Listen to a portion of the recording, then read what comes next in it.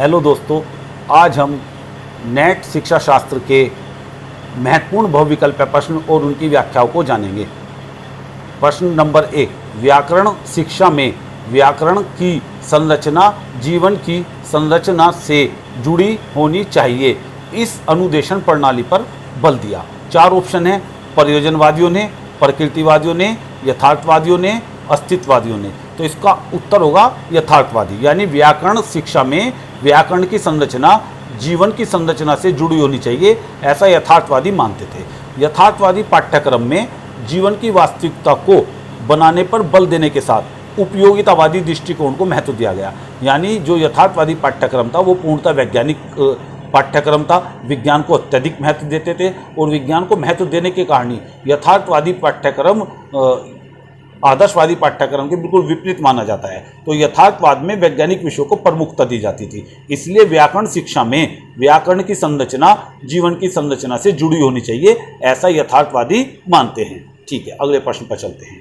प्रत्यक्ष परिणामों द्वारा अनुशासन पर बल दिया गया। ये तो आप जानते हैं, 4 ऑप्शन है, प्रयोजनवाद, अस्तित्ववाद, यथार्थवाद और प्रकृतिवाद। तो प्रकृतिवाद ने प्रत्यक्ष परिणामों द्वारा अनुशासन पर बल दिया।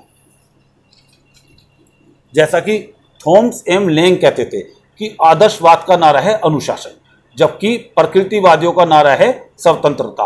अतः प्रकृतिवाद मुक्त्यात्मक अनुशासन का समर्थन करते हुए प्रत्यक्ष परिणामों द्वारा अनुशासन पर बल देते हैं, जबकि आदर्शवादी प्रभावात्मक अनुशासन पर बल देते थे, जबकि प्रकृतिवादी प्रत्यक्ष परिणामों द्वारा अनुशासन पर बल देते थे। किसने कहा मनुष्य पूर्ण है तथा शिक्षा मनुष्य में विद्यमान पूर्णता की अभिव्यक्ति है? 4 ऑप्शन है, Gandhi, Vivekananda, Froebel, John Dewey. तो स्वामी विवेकानंद के अनुसार मनुष्य पूर्ण है तथा शिक्षा मनुष्य में विद्यमान पूर्णता की अभिव्यक्ति है। तो स्वामी विवेकानंद इस वाक्य को कहते थे। भारत की शिक्षा के संदर्भ में विवेकानंद जी कहते थे, हमें उस शिक्षा की आवश्यकता है जिसके द्वारा चरित्र निर्माण होता है, मस्तिष्क की शक्ति बढ़ती है, बुद्धि का विकास होता है और मनुष्य स्वयं के पैरों पर खड़ा हो सके। यह स्टेटमेंट भी नेट शिक्षा शास्त्र में पूछा गया था। व्यवहारिक शिक्षा के संबंध में विवेकानंद जी कहते थे, तुमको कार्य के प्रत्येक क्षेत्र में व्यवहारिक बनना पड़ेगा। संपूर्ण देश का सिद्धांतों के ढेर ने नाश कर दिया है। Swami ji man making education यानी ऐसी शिक्षा का समर्थन करते थे जो बालक का मनुष्य के रूप में निर्माण करे, और वेदांत शिक्षा के प्रचारक थे स्वामी विवेकानंद जी। और स्वामी विवेकानंद जी ने ही 1897 ईस्वी में अपने गुरु रामकृष्ण मिशन की स्मृति में रामकृष्ण मिशन की स्थापना की थी। अगले प्रश्न पर चलते हैं। कौन सा दर्शन निम्न 5 सिद्धांतों में विश्वास करता है? सत्य, अहिंसा, अस्तेय, ब्रह्मचर्य, अपरिग्रह।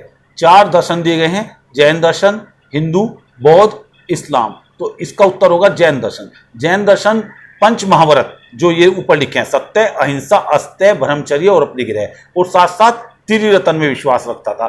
त्रिरत्न जैन धर्म के 3 थे, सम्यक दर्शन, सम्यक ज्ञान, सम्यक चरित्र। और जैन दर्शन जो था अनिश्वरवादी दर्शन था। जैन दर्शन, बौद्ध दर्शन और चारवाक दर्शन, ये तीनों दर्शन वेदों की सत्ता में विश्वास नहीं करते थे, इसलिए नास्तिक दर्शन कहलाते थे। इसके अतिरिक्त सारे दर्शन भारतीय आस्तिक दर्शन की श्रेणी में आते थे। जैन दर्शन ज्ञान के 5 भेद मानता था जो निम्न है। ये भी नेट शिक्षा शास्त्र में आया हुआ प्रश्न है। मति ज्ञान जिसको प्रत्यक्ष ज्ञान बोलते थे, श्रुति ज्ञान, अवधि ज्ञान, मन पर्याय, कैवल्य। और ये क्रम से पूछे गए थे सीक्वेंस में, पहले पर मति, श्रुति, अवधि, मनपर्यय और कैवल्य। और स्यादवाद का सिद्धांत जैन धर्म से संबंधित है। और स्यादवाद का सिद्धांत यह मानता है कि ज्ञान परोक्ष और सापेक्ष होता है। यह प्रश्न भी नेट शिक्षा शास्त्र में आया हुआ है कि स्यादवाद का सिद्धांत किस दर्शन से संबंधित है? तो जैन दर्शन से संबंधित है। स्यादवाद ज्ञान को कैसा मानता है? परोक्ष और सापेक्ष मानता है। चलिए अगले प्रश्न पर चलते हैं।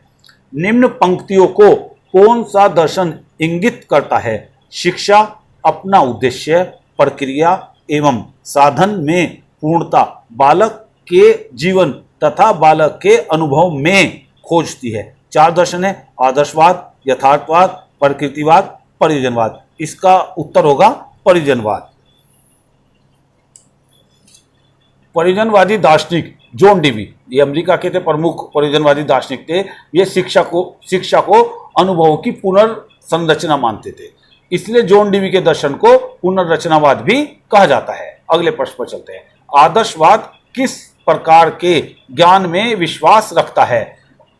पराक, अनुभाविक, अनुभव आश्रित, अनुभाविक, प्रयोगात्मक। तो आदर्शवाद अनुभव आश्रित ज्ञान में विश्वास रखता है। आदर्शवाद शाश्वत ज्ञान और शाश्वत मूल्य में विश्वास रखता था। आदर्शवाद सत्यम शिवम सुंदरम में विश्वास रखता था और यह मानता था कि मूल्य और ज्ञान स्थायी होते हैं। और ये आदर्शवाद बाह्य ज्ञान का विरोध करता था। ये कहता था कि बाह्य जगत से जो ज्ञान प्राप्त होता है वो अस्थायी ज्ञान होता है, और चूंकि स्थायी ज्ञान में विश्वास करता था तो स्थायी ज्ञान अनुभव आश्रित से ही हो सकता है। तो आदर्शवादी अनुभव आश्रित ज्ञान में विश्वास रखते थे। और आदर्शवाद मनुष्य को सृष्टि की सर्वोत्तम कृति मानते थे। आदर्शवाद मनुष्य का स्थान देवताओं से नीचे मानते थे और विचारों को महत्व देते थे, वस्तु को महत्व नहीं देते थे। मस्तिष्क को महत्व देने के कारण ये अनुभव आश्रित ज्ञान को मानते थे। अगले प्रश्न पर चलते हैं। उत्तम जीवन के लिए शिक्षा सिद्धांत किसने संस्थापित किया? उत्तम जीवन के लिए शिक्षा, प्रयोजनवाद, अस्तित्ववाद, यथार्थवाद और प्रकृतिवाद। तो उत्तम जीवन के लिए शिक्षा ये यथार्थवादी मानते थे। यथार्थवाद प्रत्यक्ष को ही सत्य मानता था। यथार्थवाद आज को ही वास्तविक मानता था। यथार्थवाद मानता था कि जो दिखाई दे रहा है, जो प्रत्यक्ष है, जो सामने है, वो ही सत्य है। यथार्थवादी ये कहते थे कि शिक्षा व्यवस्था ऐसी होनी चाहिए जो बालक के जीवन को उत्तम बना सके, जिससे बालक अपना भविष्य सुधार सके। जब वर्तमान उत्तम होगा तभी भविष्य अति उत्तम होगा। तो यथार्थवाद शिक्षा को उद्यम से जोड़ते थे। यथार्थवादी एक उपयोगितावादी दृष्टिकोण था और यह विज्ञान पर अत्यधिक बल देता था, और उत्तम जीवन के लिए शिक्षा सिद्धांत यथार्थवादियों द्वारा प्रतिपादित किया गया था। आगे चलते हैं। किस दर्शन का मुख्य सिद्धांत उपयोगिता तथा बदलाव है? प्रयोजनवाद, प्रकृतिवाद, यथार्थवाद और अस्तित्ववाद। तो प्रयोजनवादी दार्शनिक जो थे वो उपयोगिता तथा बदलाव में विश्वास रखते थे।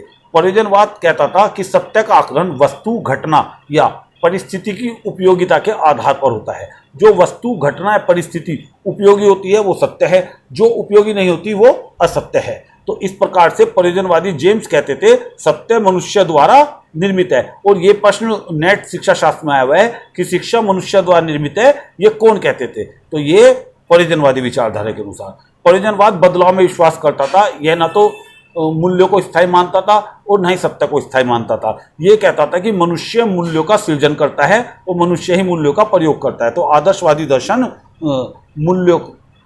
मूल्यों को स्थायी मानता था, जबकि प्रयोजनवादी दर्शन मूल्यों को अस्थायी मानता था और ये मनुष्य को मूल्यों का सृजन करता एवं प्रयोग करता मानता था। धन्यवाद।